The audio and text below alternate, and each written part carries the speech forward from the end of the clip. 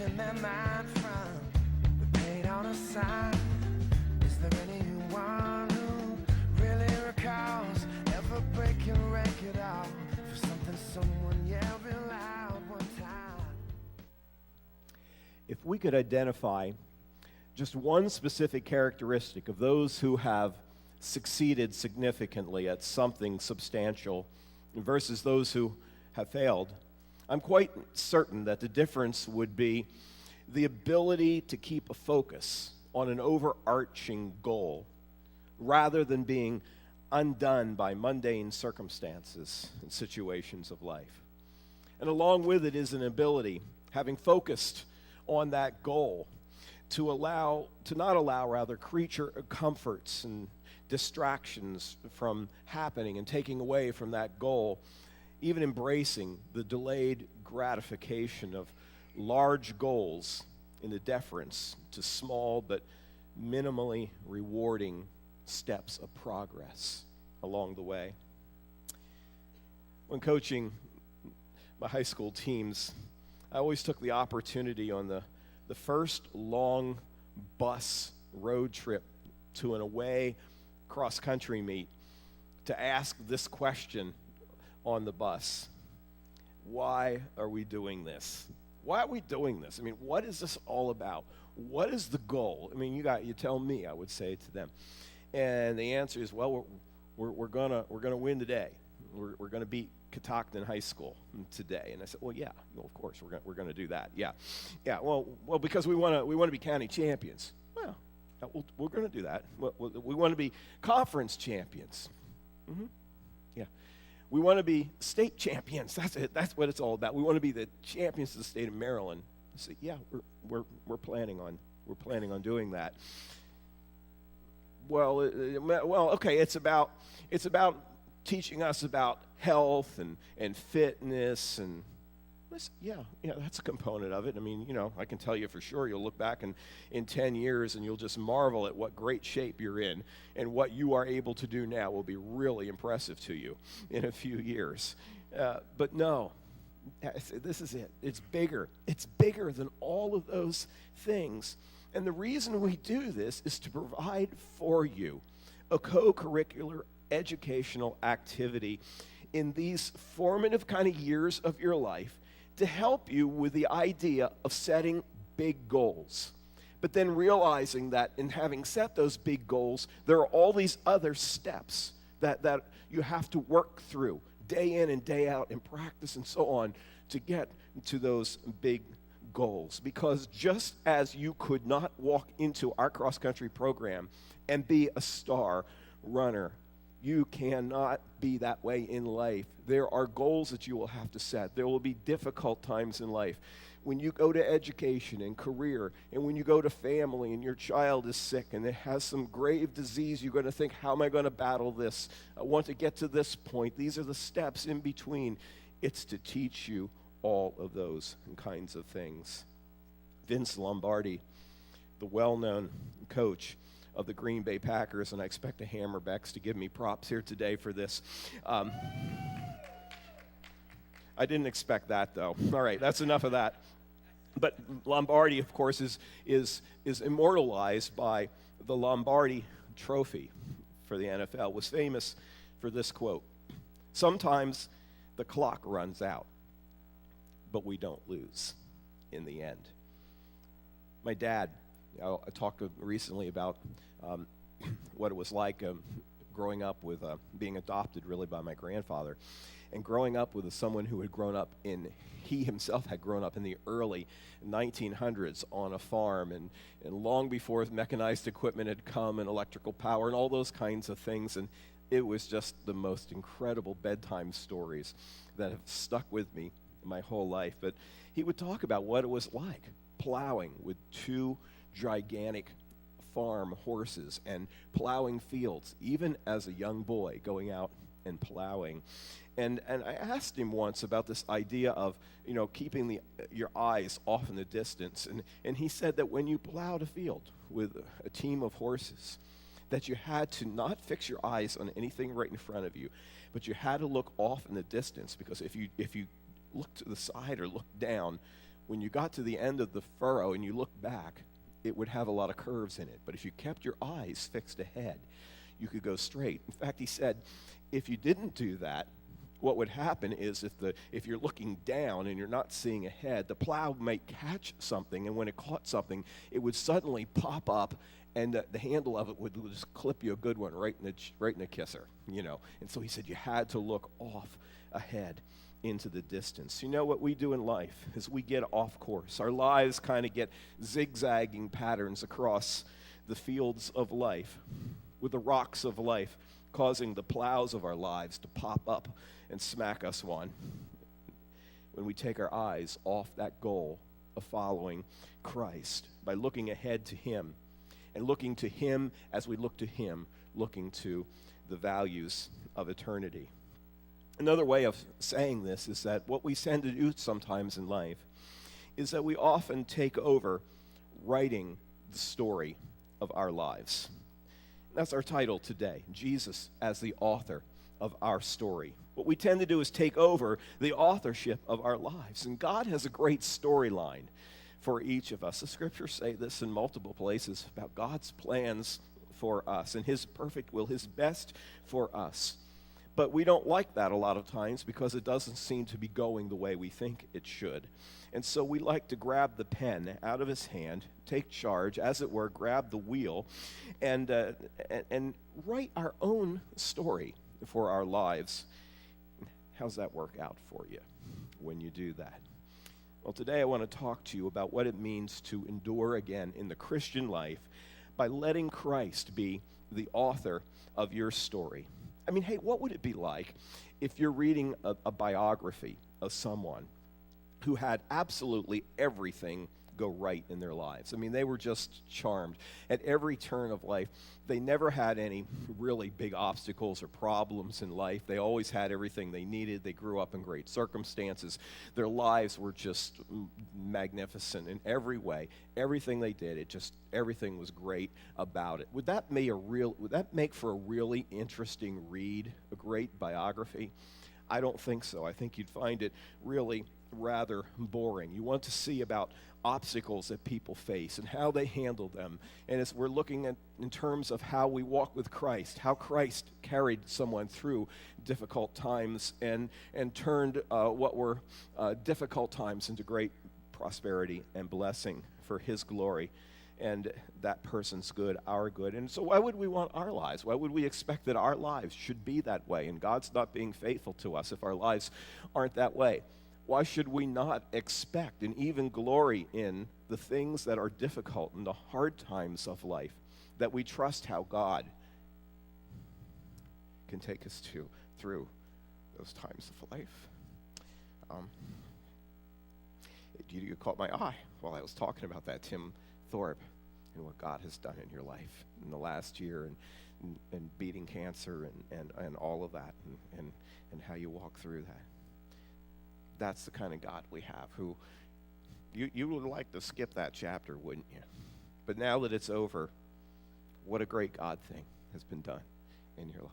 It's just awesome story. See, the Hebrews, we talk about the book of Hebrews as we've been working through in these months. The Hebrews were people who were trying to take over the story of writing their lives. As we've been talking about how they were suffering persecution, how they found themselves completely out of step with the world around them. And the writer writes to them to encourage them to endure and continue on and to fix their eyes and have their eyes on higher prizes than their own mere comforts, to look toward eternity and to live in light of that even in incredibly difficult times and circumstances of life. I need that. I need that kind of encouragement.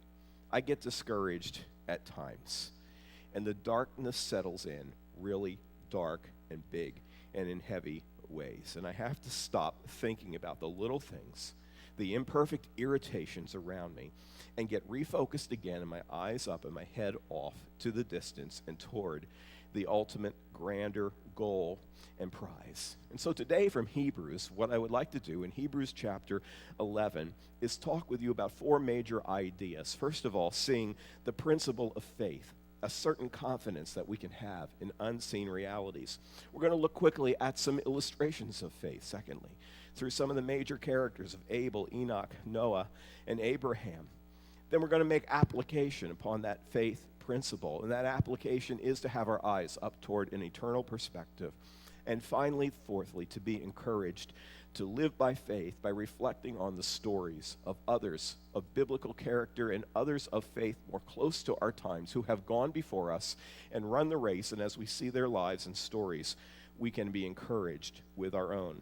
First of all, talking about the principle of faith, of having certain confidence, a certain fixed confidence in unseen realities. The first 3 verses of Hebrews 11 says this: "Now faith is being sure of what we hope for, and certain of what we do not see."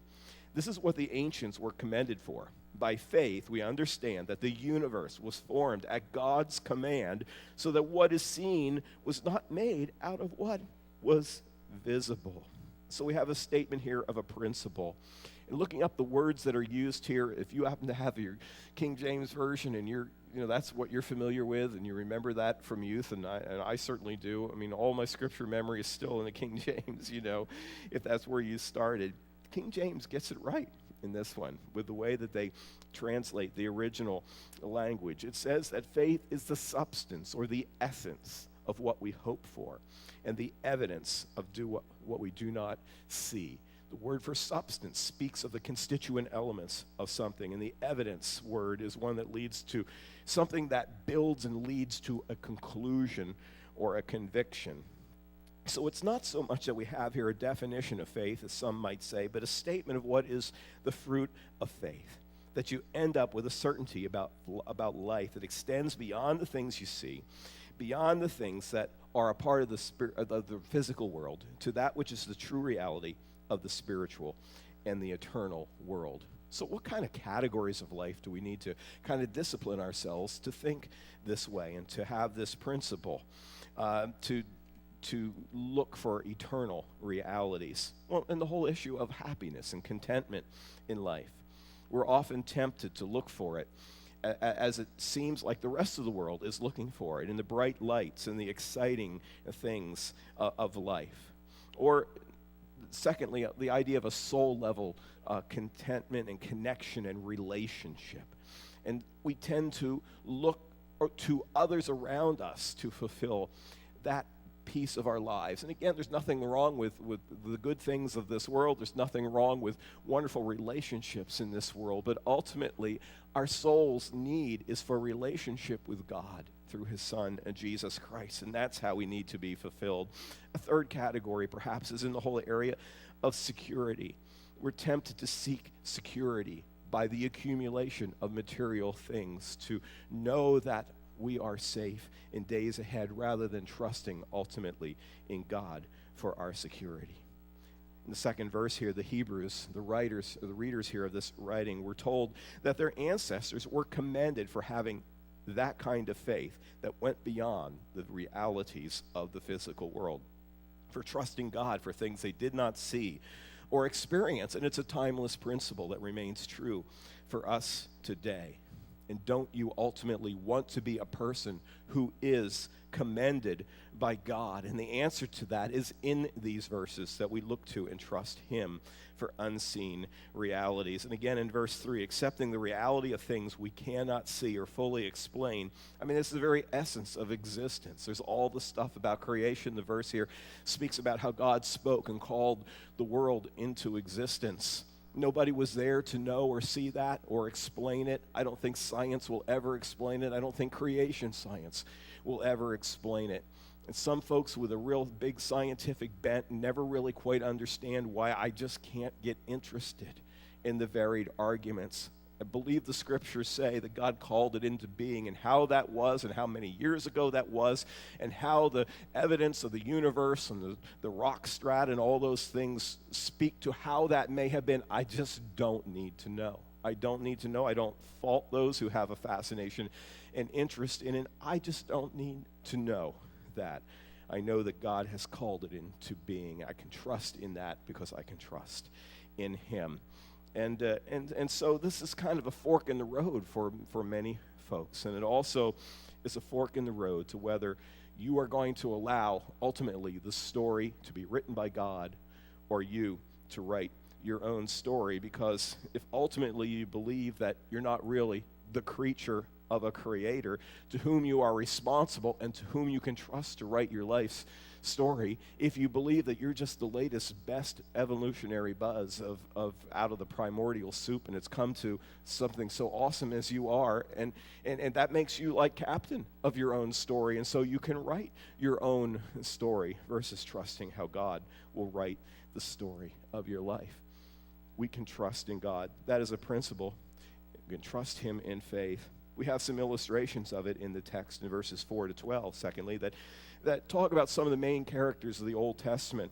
First of all, this fellow Abel. It says, by faith, Abel offered God a better sacrifice than Cain did. By faith, he was commended as a righteous man when God spoke well of his offerings. And by faith, he still speaks, even though he is dead. Of course, these are the first sons of Adam and Eve, Cain and Abel. They came and presented their offerings to God.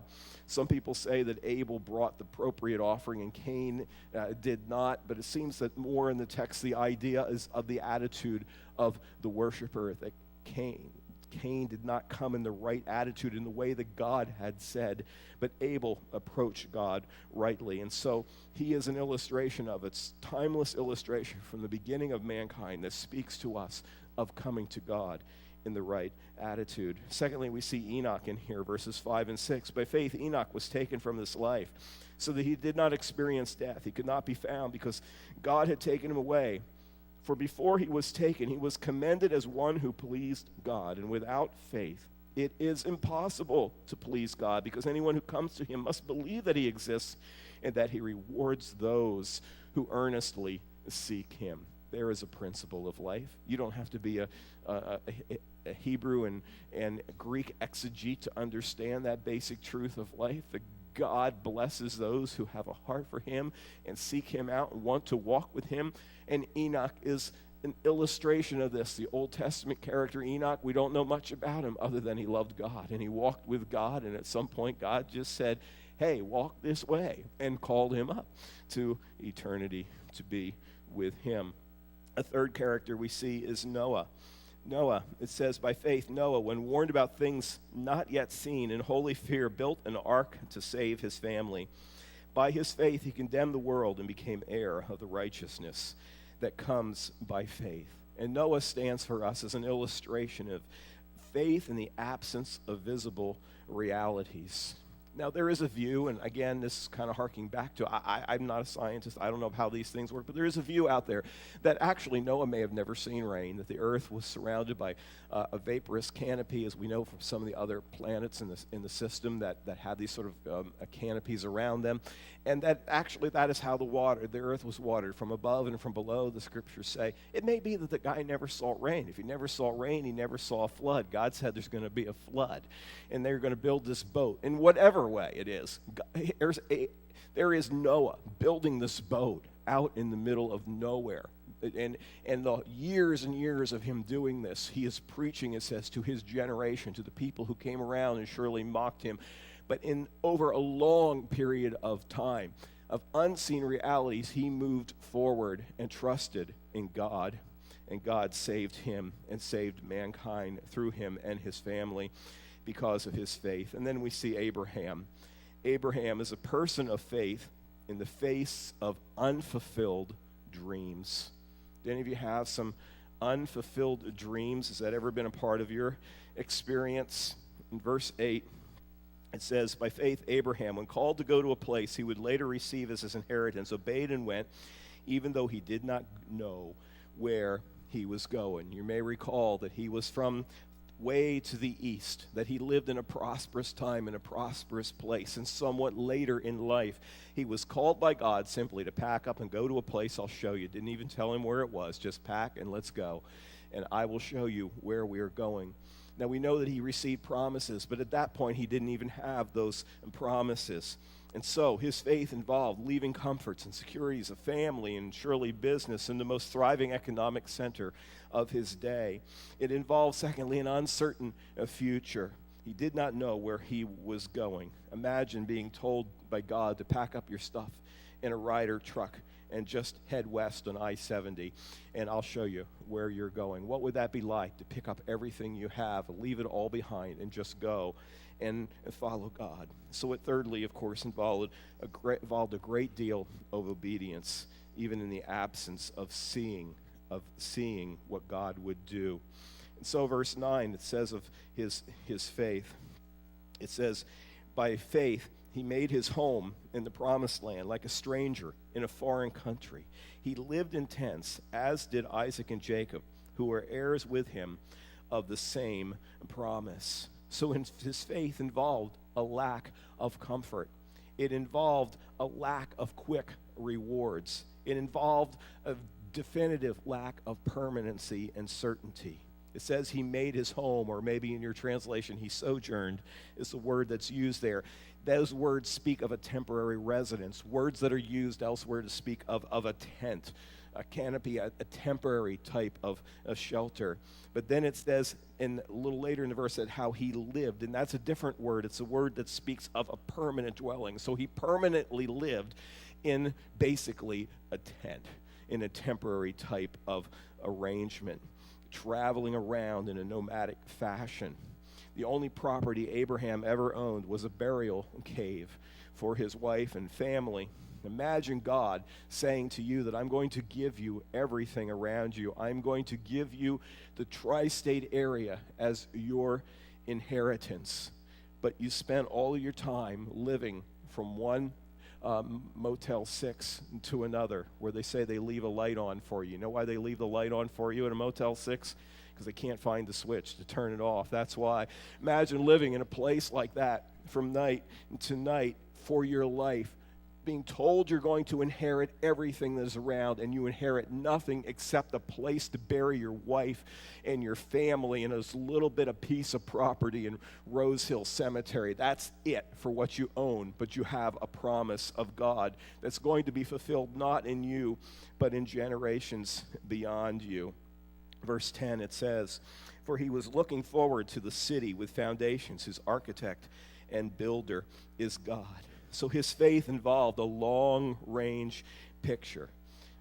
What's the opposite of tent living, of camping? What's the opposite of camping out in the wilderness or the country? Well, the extreme opposite, of course, is city living, the urban environment. Cities picture permanence and strength. Abraham was looking for a city, but you see the kind of city that he was looking for. It was a different one than what we might think of, and that we might look for, even having the kind of promises that he had. He was looking for a city, it said, whose architect, who planned it, whose builder, who built it, was God. And so it says that his eyes were not really fixed on the earthly things, so he had the promise of incredible earthly things. He was not unfulfilled in his walk of faith because he had a vision toward an eternal reality. So his faith involved this long-term existence. It says several times in the book of Hebrews about this city. For example, in chapter 13, in verse 14, it says, for here we do not have an enduring city, but we are looking for the city that is to come. And that's where his heart and his eyes and his fixation was upon. And so Abraham's faith was centered on a heavenly and eternal goal. Verses 12 and 13 here in this passage. By faith, again, continuing Abraham, even though he was past age and Sarah herself was barren, was enabled to become a father because he considered him faithful who made the promise. And so from this one man, and he, as good as dead, came descendants as numerous as the stars in the sky and as countless as the sand on the seashore. So his faith involved the confidence in God's creative ability, working through the deadness of his own body and his wife's.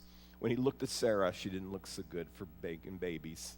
And he said that to her one day, and she said, well, Abraham, have you looked in the mirror lately? You look even worse than I do. But God said it was going to happen. And long before modern science, who could maybe make something like that happen, God made it happen. And so you can see why he became what his name said he was: Abraham, father of many, father of nations. As I've often said, imagine going to the local deli and Abraham saying, "Hi, I'm Abraham, father," saying, "Hi, I'm father of many nations." "Oh, really? Well, how many children do you have?" "Well, I don't have any kids yet." And the guy's like 90 years old, and he's saying this, imagine that, but yet he was confident, he was sure.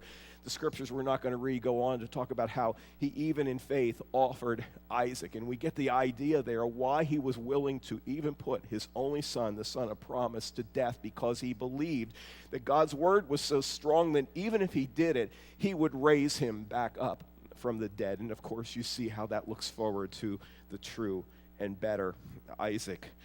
But a man of faith, incredible, incredible faith, and he was commended for it. And so we have an application, the third thing to say today, an application of this principle of timelessly believing in things that you cannot see. It says, a summary paragraph, all these people were still living by faith when they died. They did not receive the things promised. They only saw them and welcomed them from a distance. And they admitted that they were aliens and strangers on earth. People who say such things show that they are looking for a country. They are looking for a country of their own.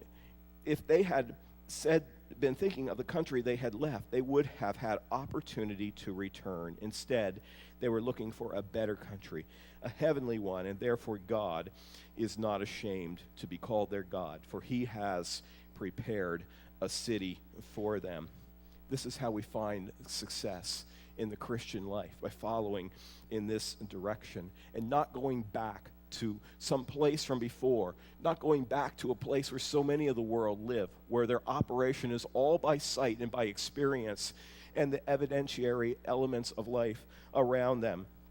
Let's turn that passage around. Let's turn these several verses around, starting with verse 13, to read it the other way. What if we say that these are people who looked for rather security, human relationship, contentment? What would it be like? How might that read? It might read something like this: all these people were living by sight and by touch and feel when they died.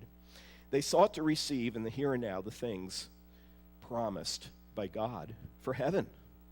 They saw them from a distance, but through impatience welcomed them rather into their earthly lives. People who do such things show that they're not looking for another country of an eternal home, for they were unwilling to leave the country and the pleasures of this world for such a place. They did not look toward a heavenly country, therefore God is ashamed to be called their God, for he has not prepared a city for people with such an attitude and perspective. And so by application, what do we need? We may never see God's dreams, or our dreams, that we even know and believe to be God's God-given dreams for us. We may never see them all completely come true and be fulfilled in our lives. It may be that it will be fulfilled in and through us and through family and others. I'm back and forth between a whole set of notes that I have here, having spoken on this passage many times now over what is approaching 40 years of speaking and ministering.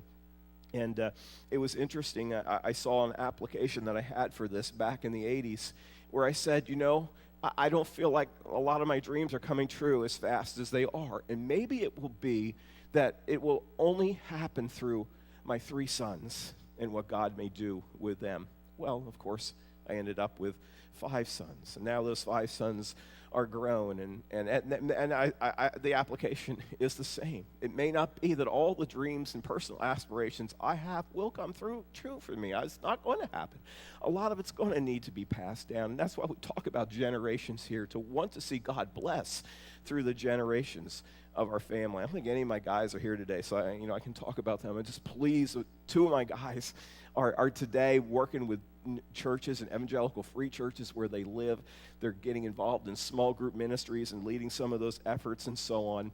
And we're still kind of early with a lot of that, but I'm pleased at how God may be able to use them and maybe fulfill some of the things that were dreams and visions that I had, that my parents had for me, through them as the years go by.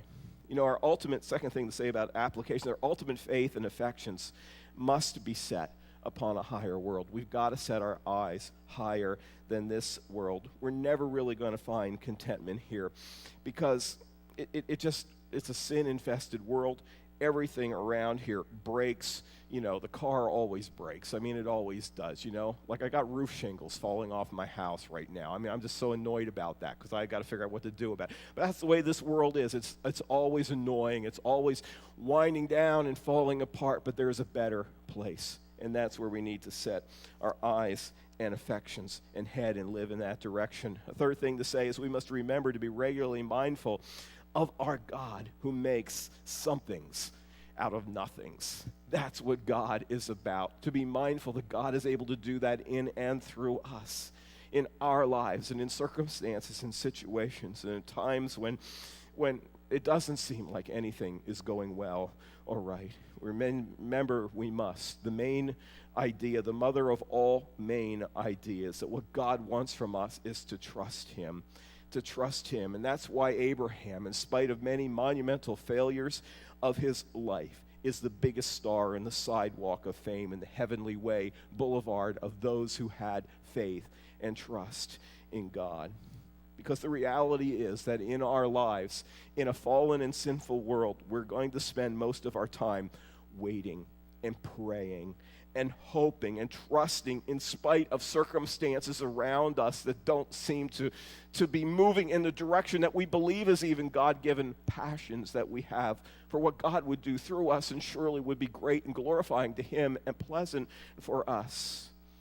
And once in a while, rejoicing.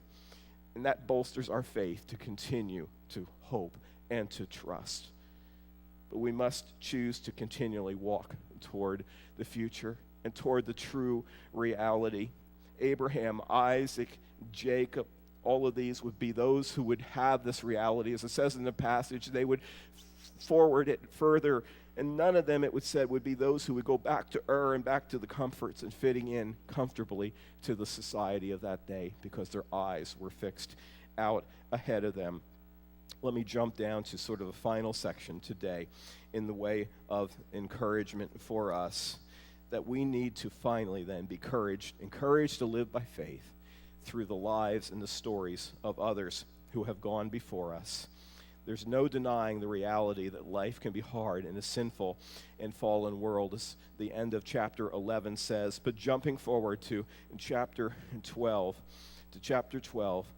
it is, therefore, it says, we are surrounded by such a great cloud of witnesses. Let us throw off everything that hinders, the sin that so easily entangles, and let us run with perseverance the race marked out for us. And here it is, fixing our eyes on Jesus, the pioneer and perfecter of our faith, letting Him be the author of our story. Well, it's not in there, but it is. You know what I'm saying. And it says, for the joy set before Him, He endured the cross, scorning its shame, and sat down at the right hand of the throne of God. Consider Him who endured such opposition from sinners, so that you will not grow weary and lose heart. So let us be people who, as we look forward, as we have our eyes on eternity, as we understand rightly the limitations of the world around us and the pleasures that it can give, let us rightly have our fixation on God. And let us be encouraged by those who are seemingly around us, those we read all the way back to Abel, those heroes of the scriptures that are in chapter 11, and even those people who have gone before us, the people who have encouraged us earlier in our lives. I'm thankful for my home church pastor who encouraged me. I can't believe he did. He gave me opportunities and chances. It was a total crazy risk. He's a fool to do it, it seems to me, but I'm so thankful for him. He is with the Lord. Died in a head-on collision in a car accident while I was in seminary. I'm thankful for Dr. McGahee, who's a theology professor at college, who helped me understand truly what grace is, truly what God's sovereign grace is of His love set on us and His effectual call to us. He has gone to be with the Lord. I'm thankful for my main mentor in life, the chaplain at Dallas Seminary. He's retiring this month. And I wish I could be there for that, who encouraged me when I was his minister of music in the local church that he was in before he was chaplain. I think of my friend Bill Seipel, who's my high school youth pastor, who went on and for 30-some years has been now the pastor at the church where I grew up. He is retiring from ministry at the end of May, and I'm going to miss a Sunday with you guys to go be with him and to celebrate God's work in and through him. Thankful for these people who have encouraged me, who have gone before me. And we want to be those kinds of people with others around us. That's the whole vision of our church, to be that kind of person, to be thankful for those who have gone before us, and to look around us. And how can we be that to everyone else around us? Yes, in our own families, but in the peers of our own group, and then those who are in younger groups. That's what we want to be about in ministry. So I ask you as we close, what are you trusting in? What path are you on? Do you say you're on one path, but honest introspection even today would say you're not on that path? You've taken over the wheel. You're writing your own story. You're not letting me write your story. God is saying to you maybe today, well, enough of that. Enough of the foolishness. Put that aside. Live for God. Look to him. Trust him. Let him be the author of the story. Give the pen back to him. And today as we come to the tables, 2 in the front, 2 in the back, let's make that a time of introspection to thank God that he is the author of our story, that he is the author of our salvation, that it has been through Jesus Christ that he's called us to himself. Let us be thankful for that, and let us recommit our lives to letting him be the author of our story. Father, we give it back to you. We tend to get off path. We do it all the time. And times such as this around the table are times for us to introspectively look at that and get on the path of following you. So, Father, thank you for what you've done in Christ.